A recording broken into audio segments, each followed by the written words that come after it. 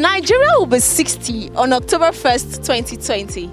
60 years is a whole lot of living for any human being, and of course, for a nation like our country, Nigeria. As we are looking forward to the annual celebration, have we made good use of our resources? It's the same old story for the past 60 years. Nothing has changed. Lots of potentials with no progress. The same story of hike in the price of petrol, epileptic power supply, increased electricity tariff, just to mention a few. Now the question in the mind of Lagosians are, is it worth celebrating? What are we even celebrating? Who is responsible for the demise of this country? Let's hit the streets of Lagos to feel people's pulse on this.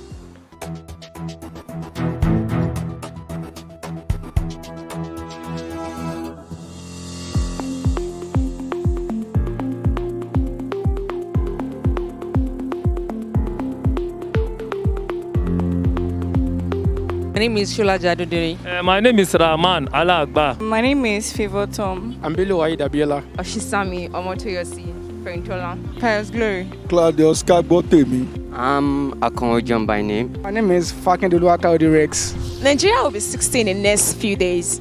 Is it worth celebrating? For me, I really do not know what we are celebrating. Apart from the fact that Nigeria increases every year, I don't think it's worth celebrating.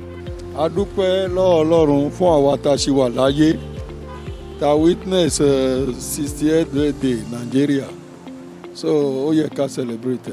At some level, it's worth celebrating. At some level, also, it's not something we celebrate about. Why did I say that? Why do we need to celebrate? Because I think at this point in time, we are all having senses now. Our brains are actually working right now that we don't have anything, or leaders don't have anything to offer to us, and we have to pick up ourselves and do something for ourselves, even as young men and young women out there. And also, why is not celebrated? Because at this age, I feel there should be some certain things that should have happened, but I think due to our leaders, it's not, things are not coming forward. So I believe it's worth celebrating, and also at the same time, not worth celebrating. What do you think is responsible for the Nigerian problem? The leaders or the followers? Both. The both. Well, I wouldn't put blames on anyone because we are the one who puts them there. You understand? So it's a joint work. I think the leaders are the one that would direct and lead and guide the followers.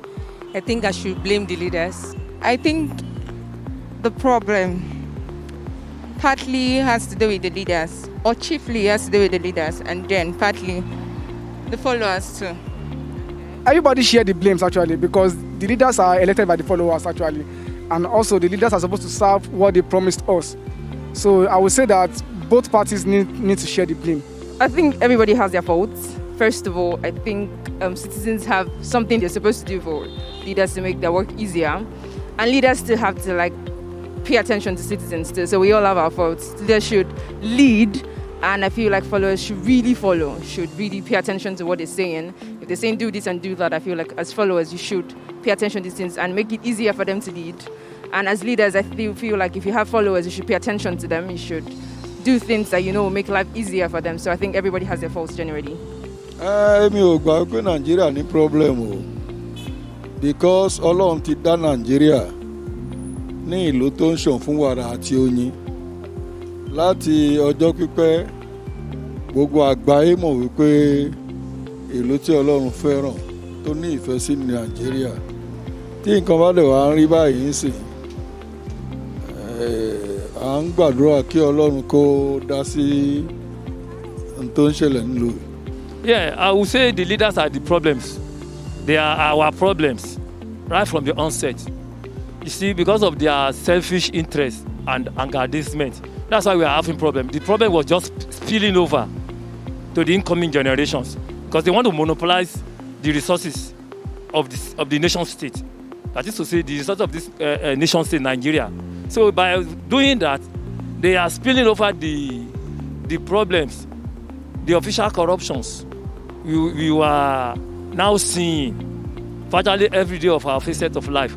So by virtue of that, the problems kept on compounding our daily lives. So our leaders are responsible for our problems right from the onset. Because I think the white men are the one, governing us. We will have gotten ourselves into these problems we are having. Because the white man will try to instill discipline, make sure everything is on ground, make sure everything is the way it should be. So our leaders are our problem. I think if the leaders can listen to the followers, as in to listen to their challenges, as in to let them to know, as in if they are ready to know what they are facing and they are ready to, as in give solution to whatever that they are facing right now. Things like, look at what we are facing now. Some people are jobless youths. They are jobless in Nigeria. At this age, I think our leaders should be able to, as in make available. We have a lot of coppers that are looking for jobs, and we have a lot of people, youths particularly, they are into drugs, into so many things. If they have jobs, they won't be committing as in a kind of things that they are doing right now. The way forward, we have to have a change of orientation. You get it? We are the ones to solve our own problems.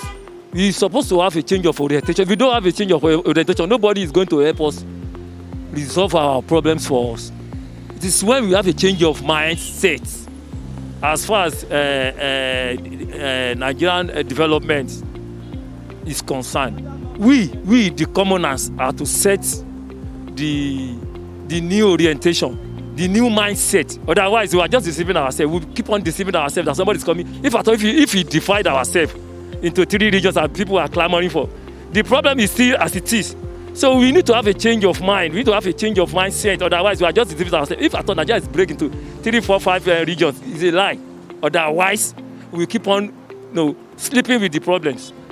I believe the way forward. I think as an economist, I think Nigeria practices capitalism, and it has given us room for every individual to do something at their pace. So I believe what you need to do right now is just to think for yourself, but having the state at the back mind. For example, maybe you are a native of probably Ibadan or so like that. Just decide to do something for your village, but for yourself actually. Make it point for yourself, but at the same time, let it have in mind that, okay, let my people of Ibadan also have something to benefit from what I'm doing. I think that's what you're supposed to be doing actually. Let everybody do something individually, but for the state at the back of their mind. I think with that, we can move forward. Well, actually, it's actually coming together and realizing that all of us, in a way, are selfish. Is the way it is. We can keep on blaming the government, but when we see our interpersonal relationship with others, we realize that to some extent we are even doing the things that they are doing too. So this change has to start from us, and then before it can move to others. So we really need to work on ourselves, and I think that is it. They can really invest in skill. Then somebody that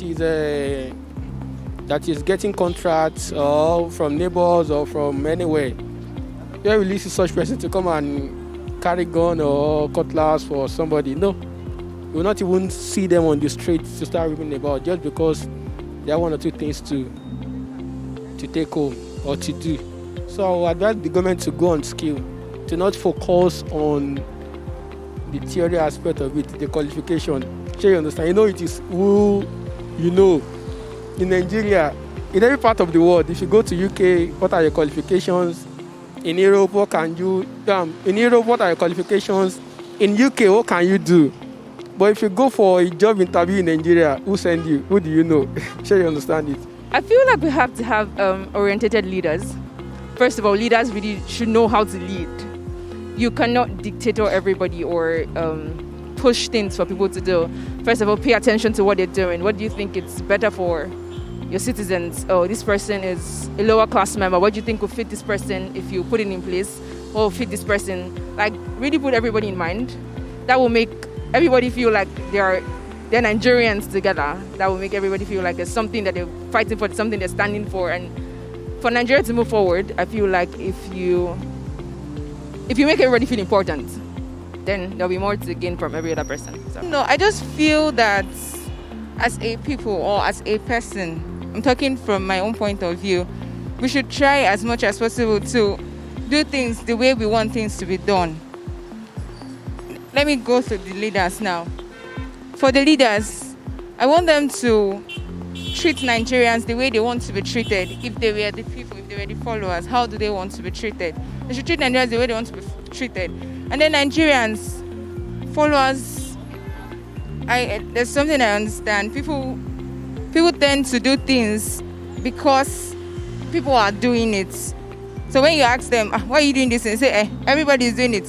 Everybody is stealing. So me, I want to steal. Do you understand? Change begins with me. Change begins with you. If we can do things right the first time, we can get things right. But because everybody is doing it wrongly, other people are coming up and want to do it wrongly too. Hope you understand.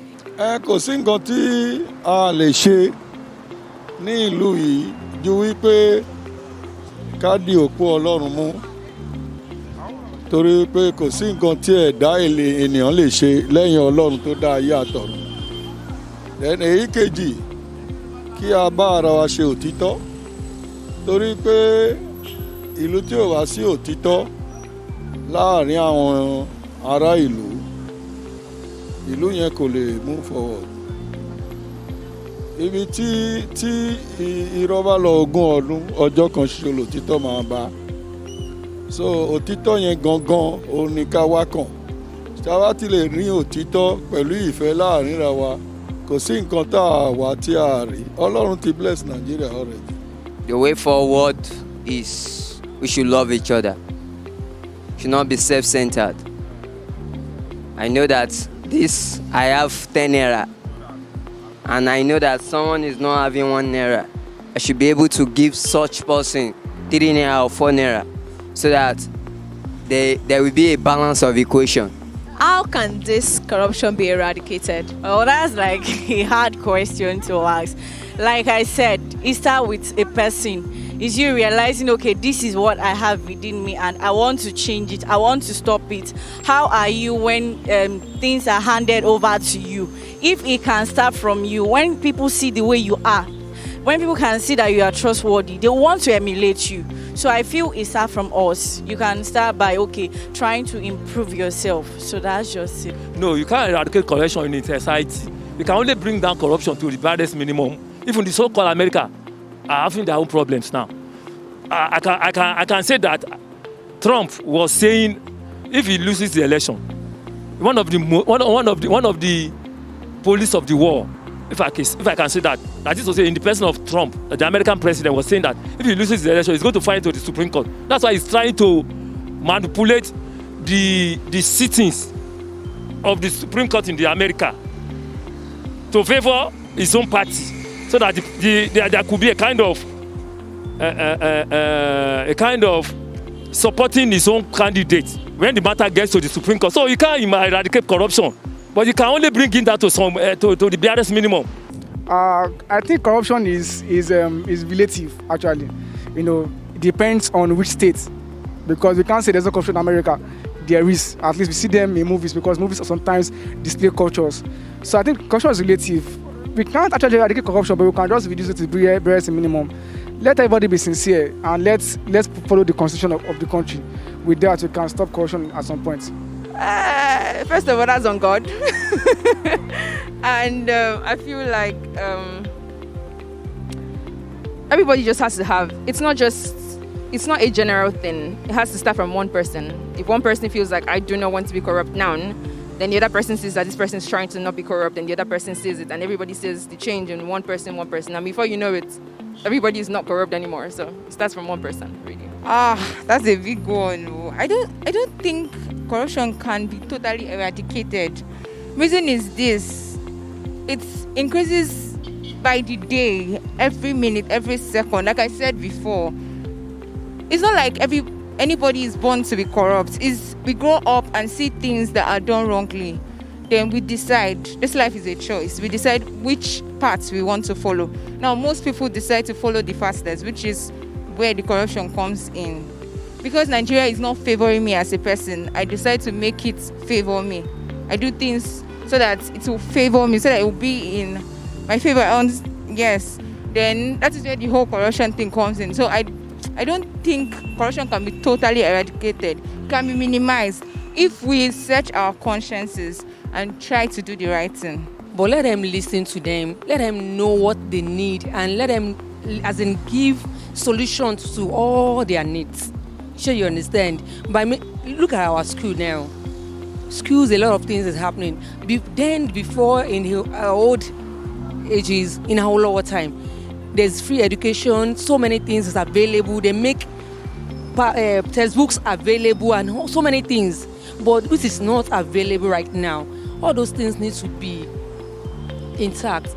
Can we say it's innate? Because an average kid in Nigeria now, if you ask them what is this, what is that, what can they do when they get to power? They tell you that, no, when I get there, I will see how I can just embezzle the money to my family alone. Till you understand it. Look at the just concluded, not even election, the Big Brother Nigeria that was concluded this week on Sunday also. Look at, I check the media, though I don't used to watch it, but I used to read updates. Look at what happens. There are a lot of bribery just to make sure it is this person, it is that person. Sure, you understand it. At times, it is not those that really knows how to do it that get the job or that gets to the top. It is who knows who. Do you understand how you can mobilize the people? So I think that is the issue we have in this country. If we can go by merit, not by who knows who, by merit, then we are good to go. Do you understand it?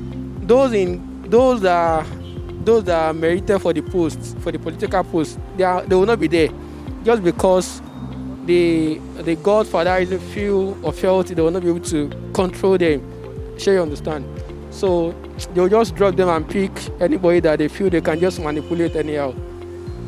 So that's just what I feel about it.